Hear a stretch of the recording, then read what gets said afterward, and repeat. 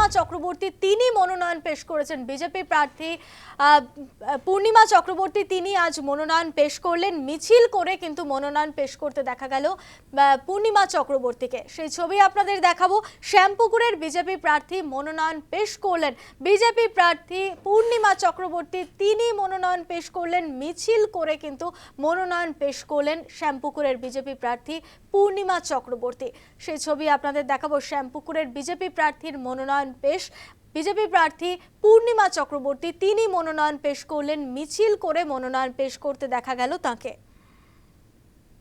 শ্যামপুকুরের BJP প্রার্থী পূর্ণিমা চক্রবর্তী মনোনয়ন পেশ করলেন। দিকে দিকে মনোনয়ন পেশ করছেন প্রার্থীরা এবং ইতিমধ্যেই পূর্ণিমা চক্রবর্তীর ছবি আপনাদের দেখাচ্ছি। প্রার্থী পূর্ণিমা চক্রবর্তীর মুখোমুখি হয়েছিলেন আমাদের প্রতিনিধি স্বপ্না ঘোষ।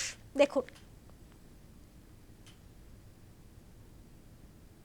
এই মুহূর্তে আমাদের সঙ্গে পূর্ণিমা চক্রবর্তী তিনি রয়েছেন এবং তিনি ডোর টু ডোর ক্যাম্পেন করছেন। তিনি জনসাধারণের সঙ্গে কথা বলছেন এবং ইতিমধ্যে শ্যামপুকুরবাসীদের মধ্যে কি কি সমস্যা রয়েছে এখনও যেটা 5 বছরে পরিবর্তন করতে পারেনি রাজ্য সরকার, সেই বিষয় নিয়ে তিনি কথা বলছেন এবং নিজের জেতার বিষয়ে কিন্তু যথেষ্টই তিনি আশাবাদী। এই মুহূর্তে রয়েছে আমাদের সঙ্গে বিজেপি প্রার্থী।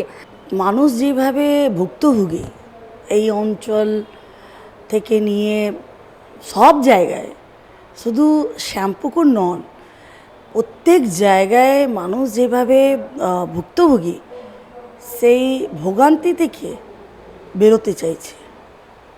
আমরা ডোর টু ডোর যেভাবে যাচ্ছি তারা 2 হাত তুলে আশীর্বাদ করছেন। আমার দেখুন, এই লড়াইটা পূর্ণিমা চক্রবর্তীর লড়াই নয়, এই লড়াইটা হচ্ছে শ্যামপুকুরবাসীর লড়াই। এই লড়াইটা হচ্ছে বাংলার লড়াই। বাংলার প্রত্যেক মানুষের যে অধিকারকে কেড়ে নিয়েছে টিএমসি, সেই অধিকারকে ফিরিয়ে দেওয়ার লড়াই। এই নারী বিকাশ মন্ত্রী শশী পাজার নেতৃত্বে, তার আমলে বাংলার মায়েদের সম্মানের সাথে খেলা হয়েছে। বাংলার মহিলা সমাজ সেটাকে ভুলেনি, বাংলার মায়েরা ভুলেনি। যেই মা দুর্গার পুজোর জন্যে বিখ্যাত পশ্চিমবঙ্গ, সেই পশ্চিমবঙ্গকে কালিমালিপ্ত করেছেন এই নারী বিকাশ মন্ত্রী আর মুখ্যমন্ত্রী মমতা বন্দ্যোপাধ্যায়। তো আমার লড়াইটা গণদেবতা লড়বেন, শ্যামপুকুরবাসী লড়বেন। আপনি বস্তিতে চলে যান, জল নেই, লাইট নেই। কলকাতা অঞ্চল মতন একটা জায়গায় বস্তিরগুলোর মধ্যে লাইট নেই। তারা কি মুখ নিয়ে যায় বস্তিতে ভোট চাইতে?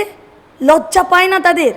3 বারের মন্ত্রী কি মুখ নিয়ে যায়? মানে আমি দেখে দেখে অবাক। এই জেতার ব্যাপারে কতটা আশাবাদী?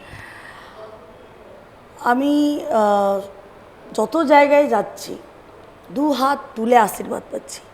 তারা মন প্রাণ আত্মা থেকে পরিবর্তন চান। তারা চান এই অন্ধকার থেকে বেরোতে, যেই অন্ধকারে বাংলা ডুবে আছে, যেখানে শিক্ষা নেই, শিল্প নেই, কারখানা নেই, চাকরি নেই, স্বাস্থ্য চিকিৎসা নেই, কিছুইতে নেই।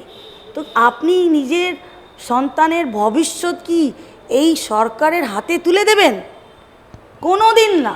যেটা প্রথমেই বললাম, তিনি ডোর টু ডোর ক্যাম্পেইন করছেন এবং তিনি স্থানীয় মানুষ যারা রয়েছেন তাদের সাথে কথা বলছেন এবং তারাও চাইছে, যেটা পূর্ণিমাদি বললেন, যে তারাও চাইছে যে পরিবর্তন এবার আসবে। ক্যামেরায় জ্যোতির সঙ্গে স্বপ্না, নিউজ টাইম, কলকাতা।